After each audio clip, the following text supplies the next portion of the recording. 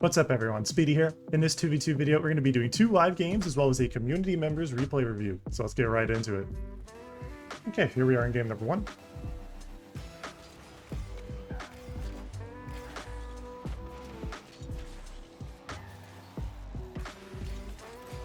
Take possession away, rotate back. No soft boost, teammates should be able to cut into the play. Good, he gets a good cut. Go goes for the bump. Can't really safely go. Cover for the low 50. Grab this boost. Rotate to a good spot. And so by being present, nice, good shot. By being present at a play and also give myself an opportunity to get that boost, I noticed that the opponent got greedy, went for that side boost. And once he got greedy for that, instead of rotating for pads, put him in a bad spot.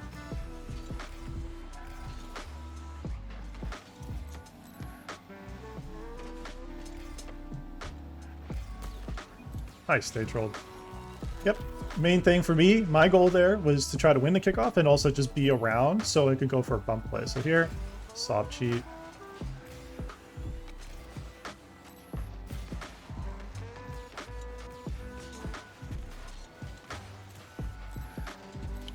Try to rotate back. Let's pop that up. Bang! What a shot, dude. That was actually really nicely played. Nice.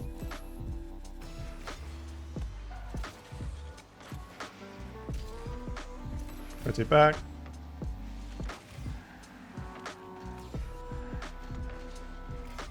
Nice, good dunk. Two and I are playing well, and it feels like these two opponents are just fucking trolling. Like, that's a grand champ, but he's just playing really trolly. Weird. Nice, good cheat.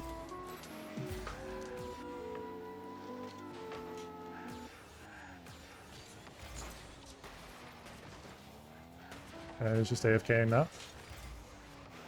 Quickly get myself behind. He messes up the flick, that's fine.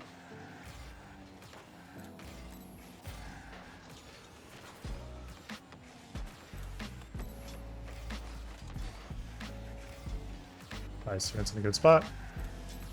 Play around. It's going for the reset. It's not really a resettable angle.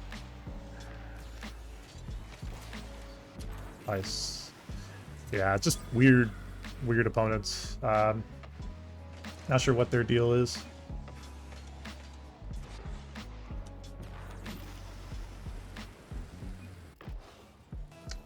I'm gonna play on the right here.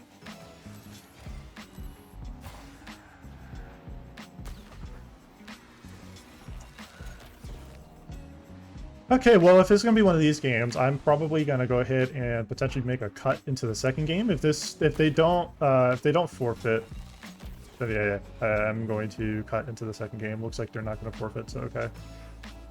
Once under, right? No problem.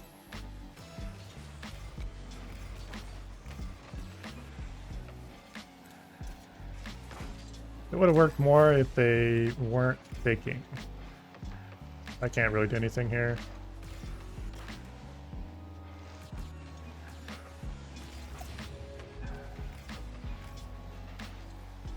I rotate back around. He is quick chat spamming, which is always interesting. The fuck happened there, dude? That is a weird ass 50. Yeah. Guy just was kind of like half a tempo behind the play and then tried the 50, which ended up actually making it a little bit faster.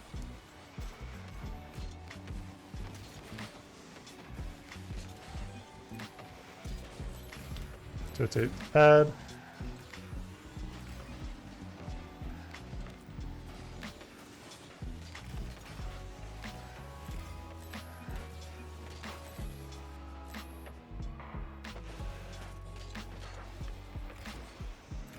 I'm gonna rotate into a spot where I can be able to kind of not overcommit myself.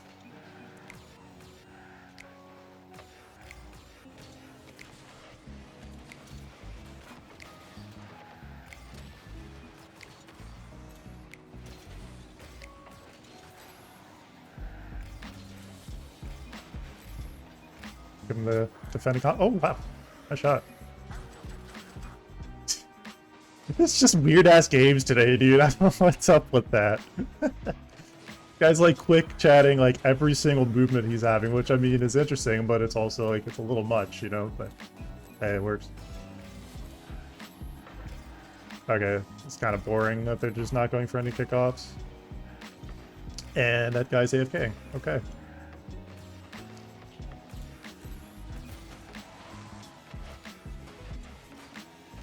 Oh. That was, I don't think you had an angle there. Fair enough.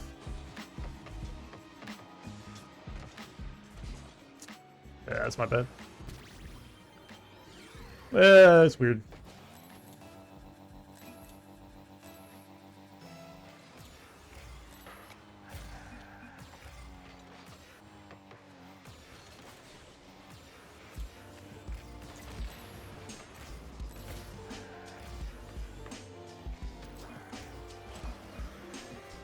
I don't know why this guy's AFK, dude. Why are these games weird, dude? Like, just play. Like, why are people not playing, bro? I mean, like, yeah, I'm gonna include this in recording, but it's like, what the heck, you know? Like, I'm trying to play.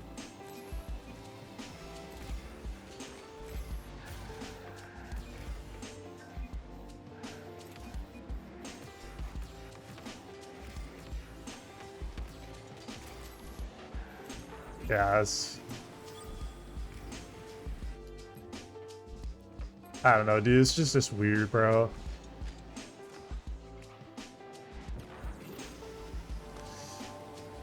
What's funny is I have all chat disabled, so I don't know what they're saying, if they're saying anything.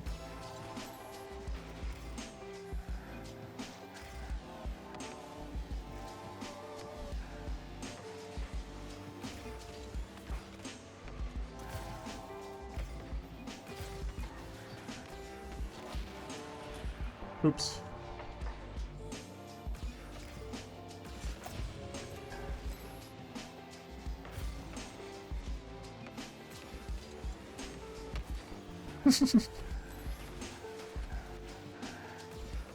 About fucking time, dude. Holy. What a weird game, bro. Can we actually get a third game? Can we get an actual, like, fucking normal game, please? I would like that. I would very much like an actual normal game so I can continue practicing. Well, we got a quick queue into game 3. Let's hope it's an actual game.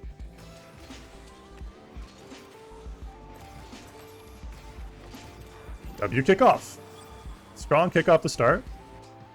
And the first time this entire video that somebody actually went for a kickoff. It's gonna bounce awkward, so I need to grab this pad and rotate back. Ready to cover teammate.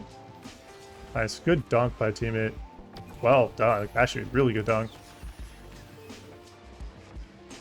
Nice.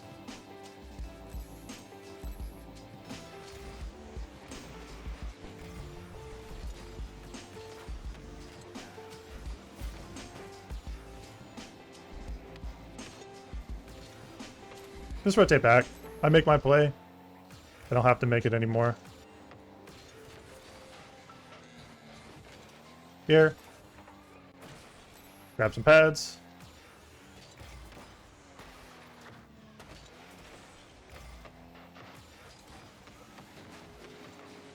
Ooh, that's a really risky challenge.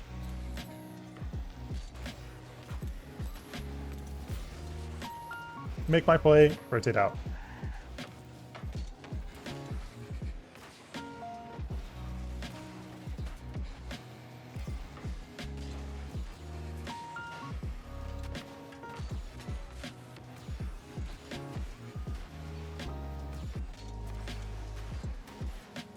Like, can we just clear the fucking ball? Like, why is he going there when I'm already going for it? Okay.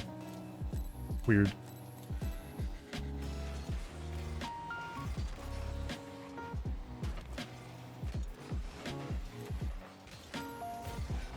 Good 50.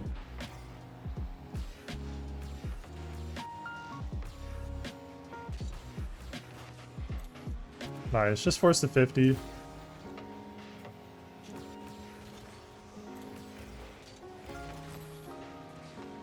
Get the dunk. Nice shot.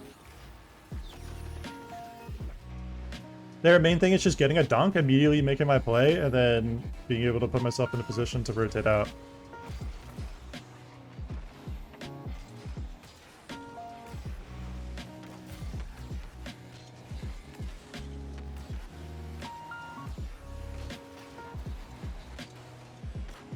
Nice. He's gonna get that mid boost, so I need to grab pads and just be in a position where I can cover. And he fucks up his pad grab. Going for the shot.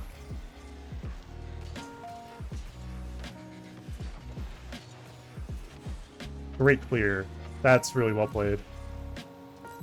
Really dangerous play as well.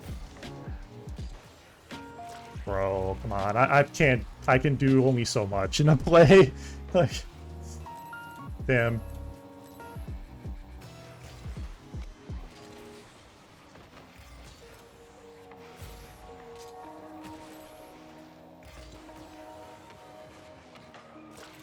I want to go. I want to do something. That time, that was my mistake. I shouldn't have gone there. It just feels like teammates really slow to do any plays.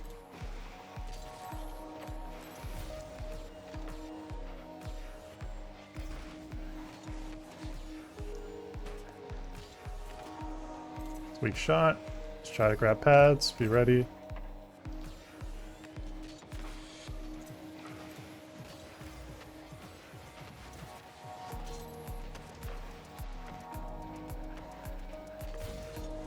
Oh, I misplayed that. Yeah, that's a shot on. It's good defense.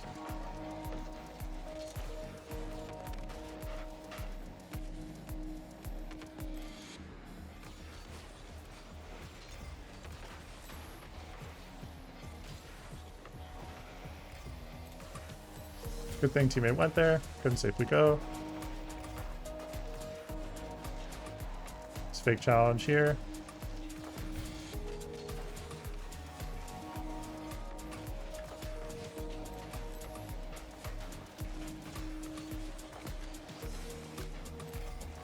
Grab this bad lane here. I don't know why teammate backed off the play. You had a clear opportunity.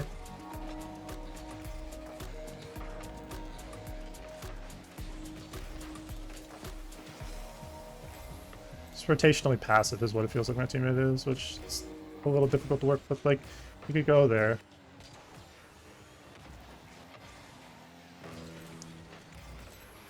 Oh, good though. Grab pads.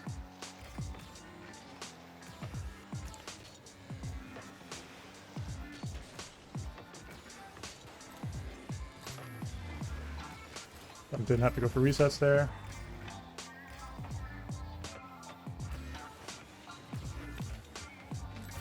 Get the fake there.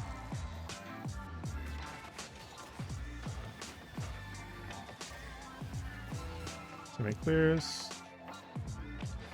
I'm watching for the potential bump play. And he gets beat once again.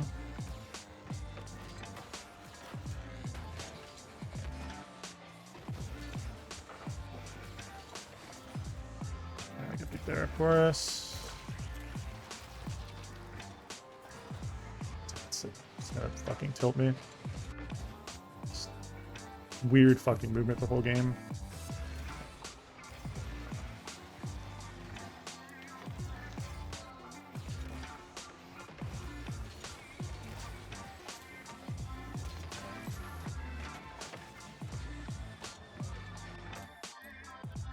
Okay, so here we are in the replay portion of the video. So this is Copro, one of our community members. And this is going to be a bit of a different type of game than normal. This will be, as you can see, Egg Ball. And yeah, this is going to be different. It's definitely going to be different than what my normal expectations for a game are. But we're going to try to make it instructive. It is going to be a little different from my normal expectations, but still good. Not a lot to go over that first bit there. Awkward side flip there. So there's multiple movements here. So let's kind of go back on quarter speed. So I can see there's multiple adjustments. So you're trying to make multiple adjustments here, and you side flip right. So this is a side flip. The reason you could tell is watch the movement of the car before the flip. So watch here. You see how like you're setting up here and then you're flipping like this. So that movement is a side flip. You wanna, if you're doing a speed flip, and this is going to be included in the tutorial actually that I just posted today as well in the YouTube shorts. Yeah, so watch how you play the relative to the center. You see how you're making multiple adjustments. In your case, because you're playing a mouse and keyboard, what's happening is you're making a left and a right and then a flip input. So when you're making that kind of jittery input, what's happening is that you're now flipping yourself way off. And see how off axis you are? This is not really what you want on a kickoff. In a kickoff, you want to try to get yourself close to the center line. So in all standard maps, these pads are going to be the same no matter what map you're on. In the standard maps, they're always going to be the same. What's going to happen is that this center line here will always have this pad lane, and so always remember these pads are a great reference point to be able to kind of remember that you need to try to get yourself, you know, centered to the play. When you're making your mouse and keyboard inputs, particularly keyboard inputs, so if you're doing like A and D, for example, or whatever the inputs are that you have bound, when you're doing that left and right, try to make sure that your left input, when you're making the input to get yourself centered, works well. It is in line towards the ball here. And then you want to learn how to, if you can do a speed flip, awesome. Even a side flip is fine, but you want to try to get yourself to the center. That's the main thing. You don't want to be this far off to the side, because this will happen. The opponent is going to hit the center. So watch how the opponent hits it. So watch their movement. You see how they get themselves centered and they're pretty much on the dot and they get the beat. So in a normal game, if this were normal physics, like a normal ball, that would have been likely a shot on your net, because there wouldn't have been anyone able to cover for the cheat, as well as you didn't have an opportunity to get contact with the ball. Just make sure you want to rotate yourself back. Hypothetically, if there were pads there, you want to make sure you're grabbing pads.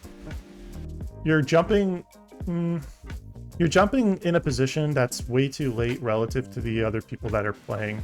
So you can see that your teammate and Framed both already were in the air. They're in the air in a position where they're already able to actually like make the play, and you're jumping into it late, which puts you a little bit more awkward. So just be careful about that. There you want to, so in situations where you can make game modes like this instructive. The thing is that if you learn how to read bounces faster, so this, recognize, think about, like, it's not where the ball is. Like, the ball is obviously right here, or, you know, egg is right here. But where is it going to fall? See this trajectory? Imagine in your mind that just this trajectory is going to bounce down and it's going to land right here. Boom, like that. You see that? So imagine in your mind it's going to bounce there, but you're imagining this half a second before it actually gets there. That half second means now you can prepare yourself to make a play and potentially go for this before the second man is able to follow up with the play. So like there, he's able to follow up with the play because he's watching the play and he's reading for the bounce. That's the difference between what you're doing and what he's doing there, is that he's reading the bounce just a little bit earlier. Game modes like this are hard for obvious reasons. You know, that's just the nature of this type of game mode. This is a game mode where, that's a little tricky. There, with that bounce, you want to be careful about trying to go for a type of touch like this. In a bounce game mode like this, obviously it's harder, but kind of watch from this angle, like how difficult this is, right? You're coming in from this sharp of an angle. You're coming in here.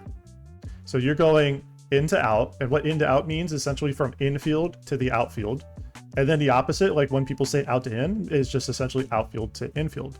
But in this case, because you're going out to in, you're also going out to in at a very sharp angle relative to the bounce direction or the momentum of the ball. So the ball is bouncing in this direction, right? And you're all the way over here, like you're outside of your box. What you want to be doing is you want to be getting yourself set up so where you can start covering this, potentially being front post. People often talk about in 2v2s and 3v2s being back post. It can depend. This is a situation where I think based off the bounce of the ball, being front post would be a little bit easier, just because in this position, you can cover this. But if you want to be like uber safe with it, be back post. In a game mode where it's normal bouncing scenarios, where the ball's not going to be obviously like a boomer ball, like so, you're going to find that being back post is also a good option. If you're last man, be back post, for example, but you want to be able to start moving forward, not creeping up. There's a difference between creeping up into play when you don't need to, and moving forward to actually get ready to use that momentum to actually like make a play.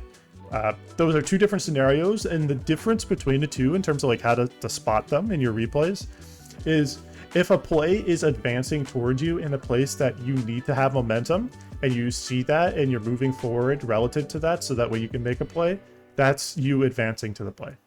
But if a play is not necessarily dangerous or threatening right away, and you're just simply creeping out, say you're like your back post, and now you're creeping here and you're going forward and forward and forward, but now the ball booms over you, and now because you're here, now the ball is way behind you and you have no recovery, right? That's creeping. So pay attention to that, because what it is, it's about understanding the situations that these things happen and also the outcomes, and that's what's really important in these scenarios. It's just to recognize the outcome. So for you, be careful about your rotations there.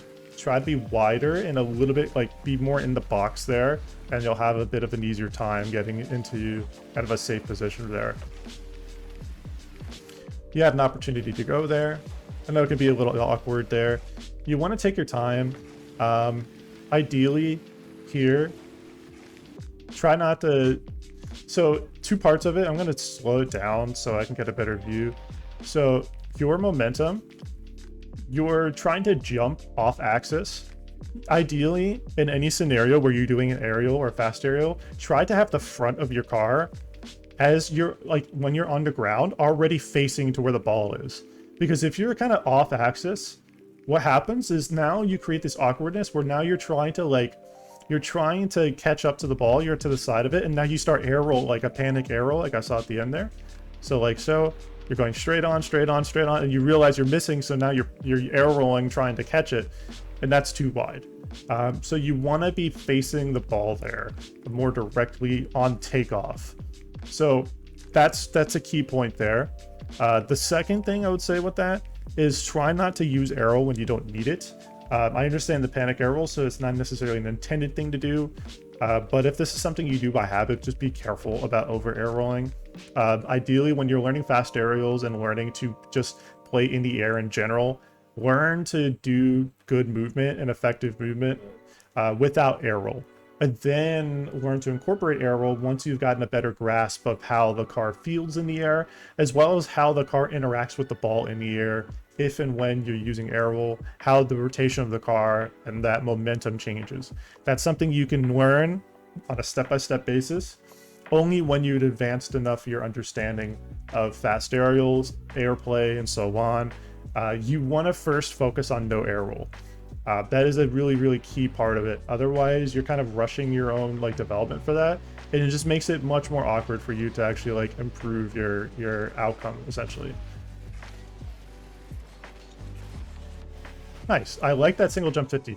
So this is a small thing. Oftentimes people may not notice, but single jump 50 on the kickoffs and just in a lot of different 50-50 situations in general, very effective.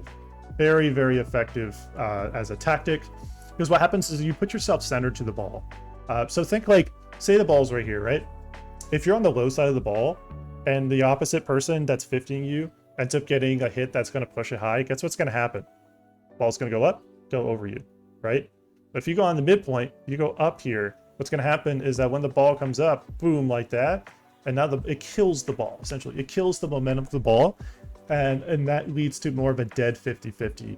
And those dead 50-50s, if you prepare for well, and or if you're in comp, for example, or competitive game modes, and you're playing like 2s or 3s, and you have a second man or third man that's cheating up for that, if you have them in a good spot, and you do that kind of kill, and you call it out, for example, they go for that, boom, your teammate is in a good spot, especially if they're cheating up.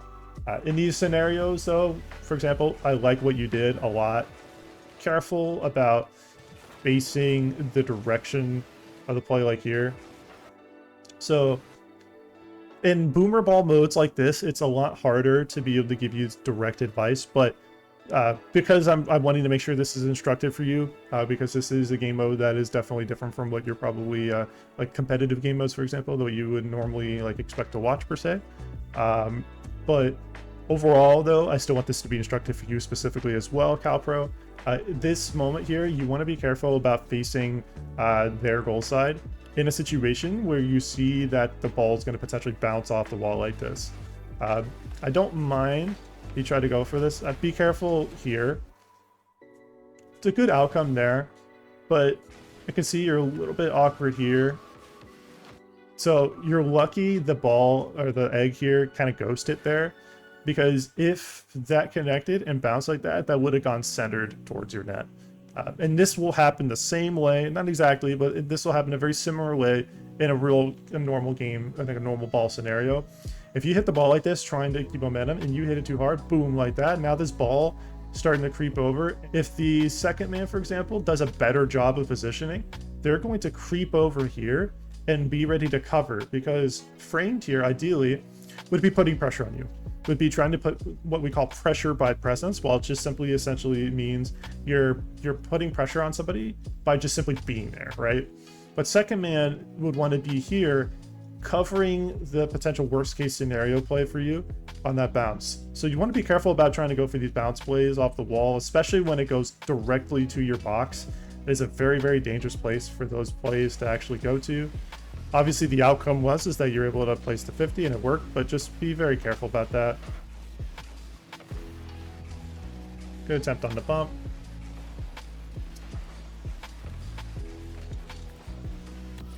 Yeah, that's pretty tough. You're kind of like caught behind tempo the whole time and not able to recover. So if you find yourself, you're committed to this, right? You need to be rotating right. So you need to be going out to in here, not in to out. So what's happening is you're going in to out and you're going this way, but how are you going to be able to recover and set up a defensive play here from behind the play and from over here? But if you're going out to in, meaning outfield to infield, right? And you're going inward this way, this becomes less dangerous, right? Because now you're in a position where you can cover this and you can potentially save this shot, whereas that play you weren't able to because you were behind the play.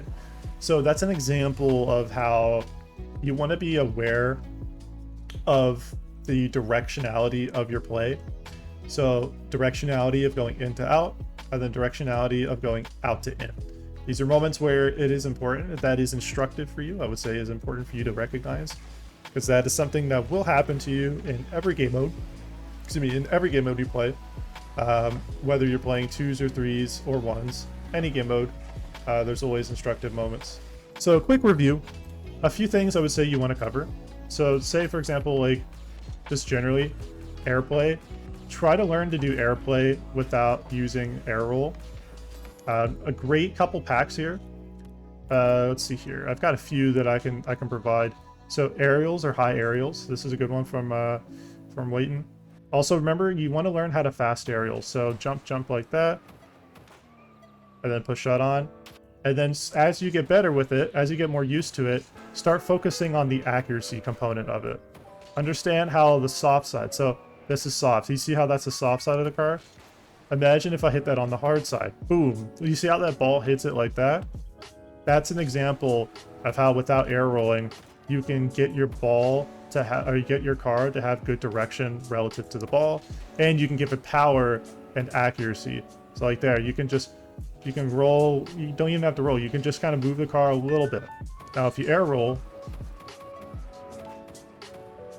obviously like you see that's kind of flashier, but it doesn't mean it's better, right? It can actually be less efficient than just simply going like this and then getting a touch that's faster. You see how like oftentimes air rolling can make it awkward? If you air roll, you want to air roll in a position where you can now follow up with that. You see how just like that, you air roll correctly. There is a correct way to air roll, and it's not doing this. This isn't correct air rolling. This is wasteful. So don't do this. Don't learn how to air roll this way. First, learn how to air roll only as a result of needing to make small adjustments relative to where you are. So like here, like obviously if I played that a little bit better, but like here, extra air rolls, just unnecessary. Like, what value is that going to provide? None. It's putting the ball out of play, and now it's out of reach. And then the final review is just remember, in terms of your speed flips and just general kickoffs, remember this center line here. This center line in all standard maps is the same. No matter what standard map you're on, this center line is going to be like this, and these 3 pads on each side will be the same.